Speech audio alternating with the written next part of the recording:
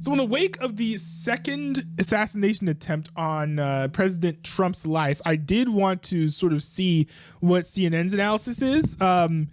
Because, I mean, CNN does not necessarily like Trump all that much. So it'd be interesting to see how they took this, especially because it's very likely that the shooter was one of their own, in my opinion. Someone on the left who hates Trump. I mean, it could be someone who's on the far right who just really, really, really wanted to see J.D. Vance be the president of the United States, but I somehow doubt that. Here is the video of, oh boy, Caitlin Collins. Yay, Will.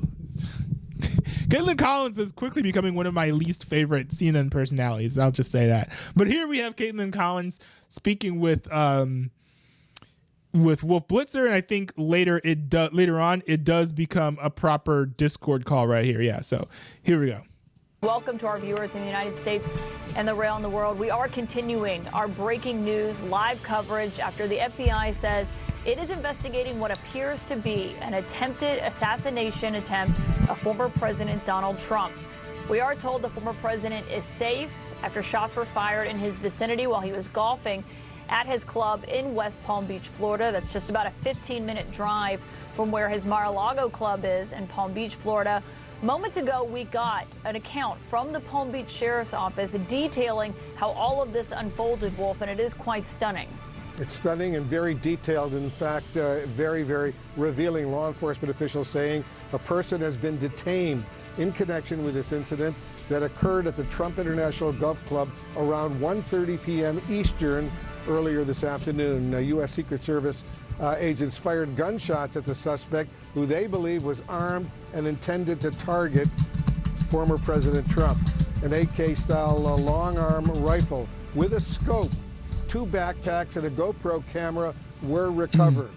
Let's go to our panel right now and get Charles Ramsey's assessment of what's going on. The fact that there was a scope, Chief Ramsey, it says to me, it explains, I think in part, why the FBI has concluded this appears to have been a second assassination attempt against Trump. Well, yeah, that'll do. Right. I mean, clearly, in my mind anyway, that's the appropriate classification for this particular incident. We're just fortunate. We're very lucky. We were lucky in July in Butler, Pennsylvania, and again today. The luck only goes so far, and so everyone has to be incredibly vigilant, enhance security, not just for the former president, but for all of the candidates, because we're just... Yeah, because, you know, like, there have been so many people taking shots at Kamala Harris and RFK Jr. I will also make this one slide aside. I don't know why they're using WebEx instead of, like, something like Zoom or Microsoft Teams, but that's just me.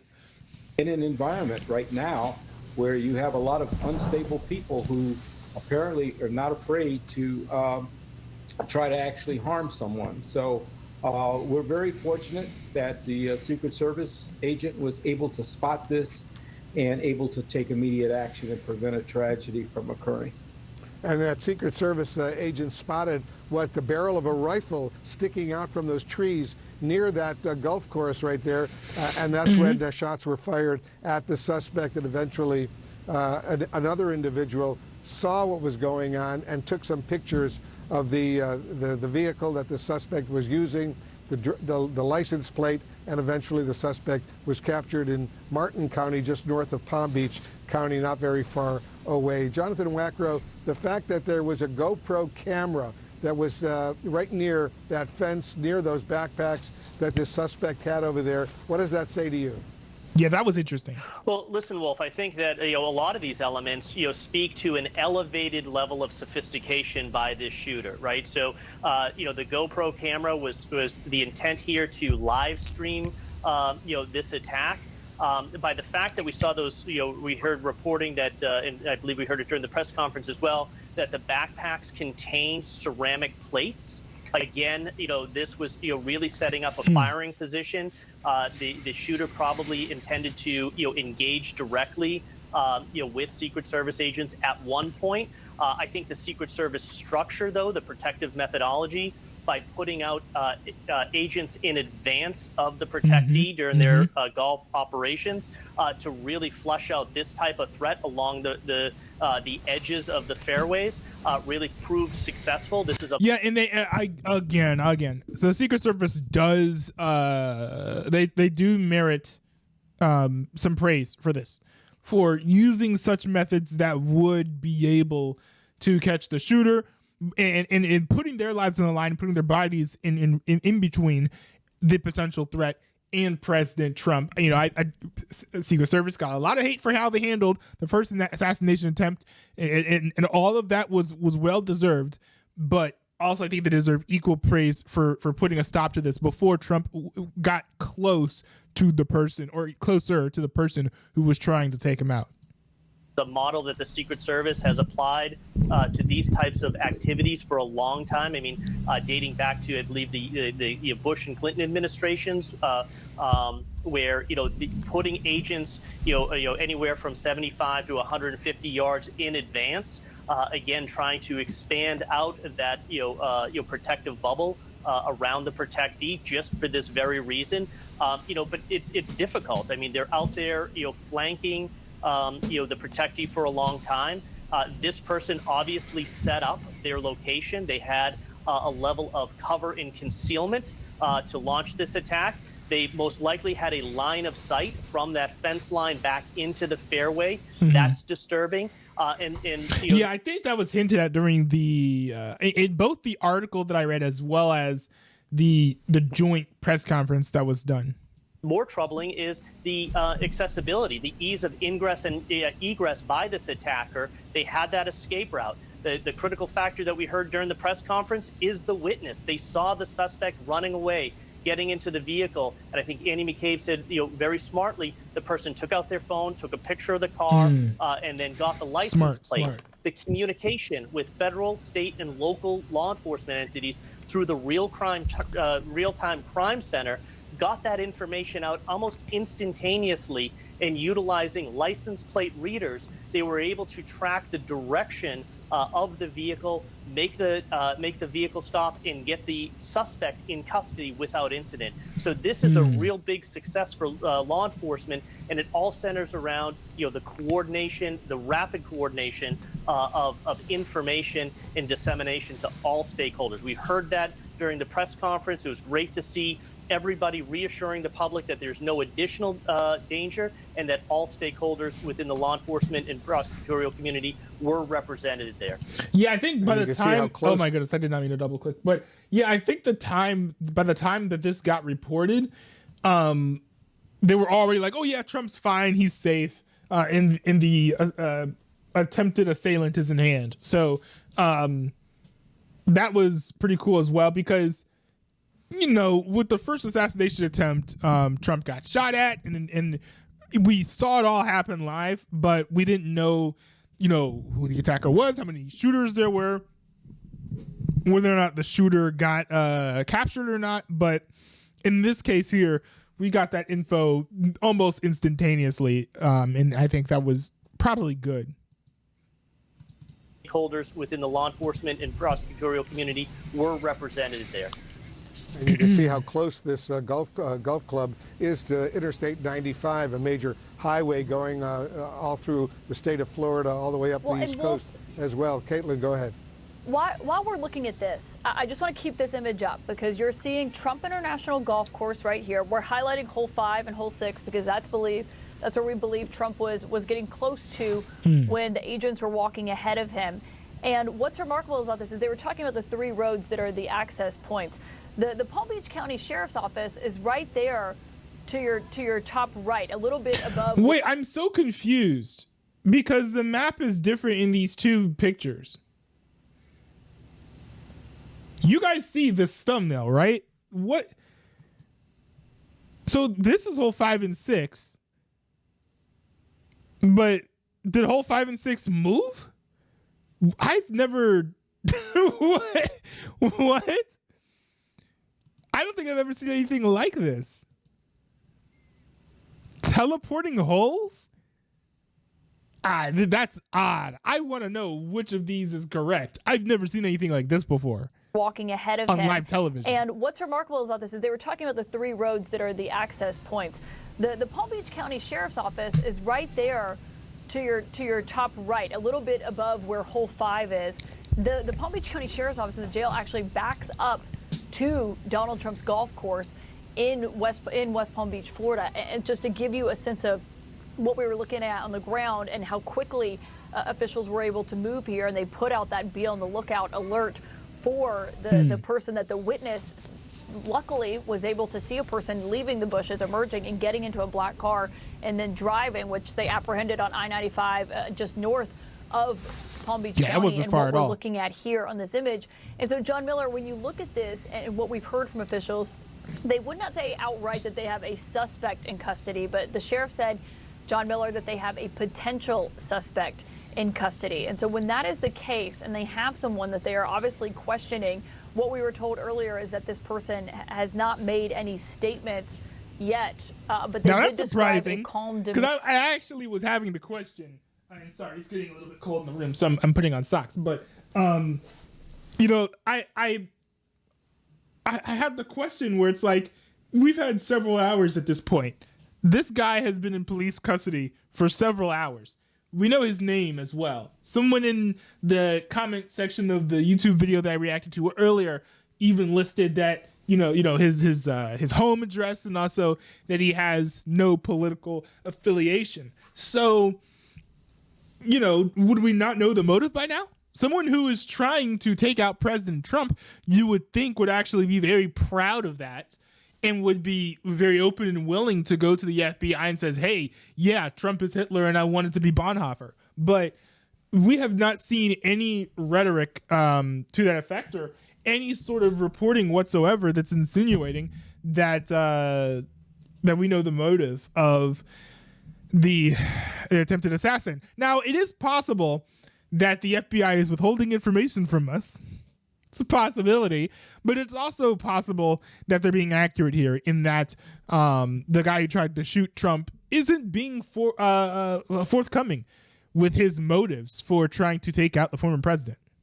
Earlier when we were hearing from the Martin County Sheriff about actually apprehending this person and turning them over to the FBI. What does this look like behind the scenes right now? Well, he is definitely a suspect, and he is definitely in custody, and all the qualifiers that law enforcement uses, potential suspect, person of interest.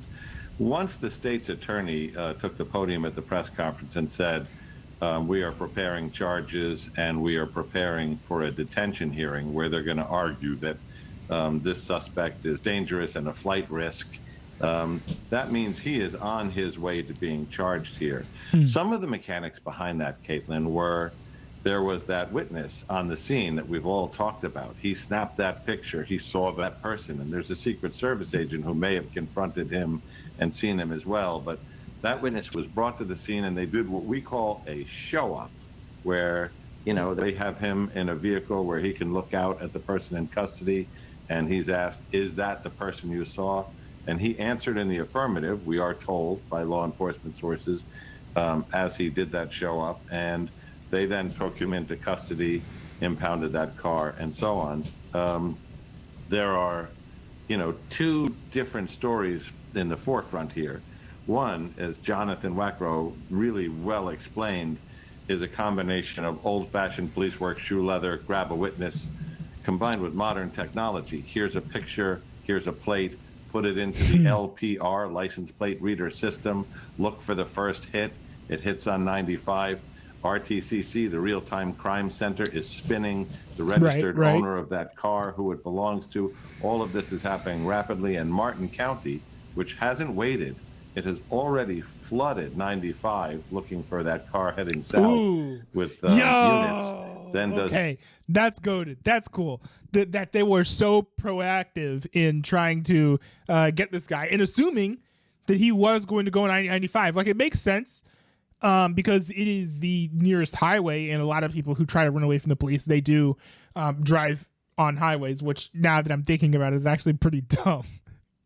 Because usually, like, there's no tree cover. It's very easy to, like, spot them from helicopters, but that's what people who run away from police officers do, or they try to do a lot of the time. So very smart for the people on 95 to go to I-95 and try to take this guy down, even before there were rumors or claims that he was on I-95. That vehicle containment technique, they block the car in on three sides, come out with long guns, and when the sheriff describes, the Sheriff Snyder of Martin County describes his calm demeanor, we have to put that in context. When the suspect gets out of that Nissan vehicle, he is looking at multiple AR-15s and handguns pointed at him from multiple directions in this vehicle containment technique where they've blocked him in on three sides. So he can be nothing but calm. And he was compliant with the commands they gave him, and then he was taken into custody. So a lot went right today. True. And it has to came together. Well, and Andrew McCabe, when you look at this, and Wolf, I was just thinking about this, when you look at what we're hearing from officials, and you see those two pictures there of the backpacks that were left at the scene that they found inside these bushes, on the right side of your screen, on the left, that's a GoPro camera, officials said, that was mounted on the fence, and then two bags as well. Andrew McCabe, when you're an investigator and you're looking into that, I mean, it clearly speaks to some kind of premeditation here of what they're looking into when they're talking to this suspect who was in the bushes. There's no question, Caitlin. This, as Jonathan mentioned this a little bit earlier, this whole setup indicates a very high level of pre-planning. Yeah, true. And that is done because this person, whoever he is, he clearly had the capacity to engage in that sort of structured and organized thought. Yeah, we got to figure out what the whole plan was. We've got to figure out what the motive was. A lot of unanswered questions that we've got to have the answer to. So this is very unfortunate. Another I guess dark day in American history. But all of that said, like, is this rare? Is this uncommon? Is this unexpected? No. Someone else is going to try to shoot Trump at a later date. I think that's just an inevitability at this moment. We have been unsuccessful in convincing people on the left side of the aisle that assassinating Trump is a bad idea. So I think, honestly, Trump needs to take his security into his own hands. He needs to hire private security. Maybe not ditch the Secret Service. I mean, he can do that if he so chooses. But I think additional security measures are required. Because look, imagine if this dude's barrel was not sticking out of the bushes. If it wasn't sticking out of the bushes, the Secret Service would not have been able to see him, and Trump would probably be dead right now. So all that would have required was like some slightly better planning, and Trump would be dead. So, Trump is sort of dancing with death just by existing. And I think the fact that is the case is a bad sign for our democracy.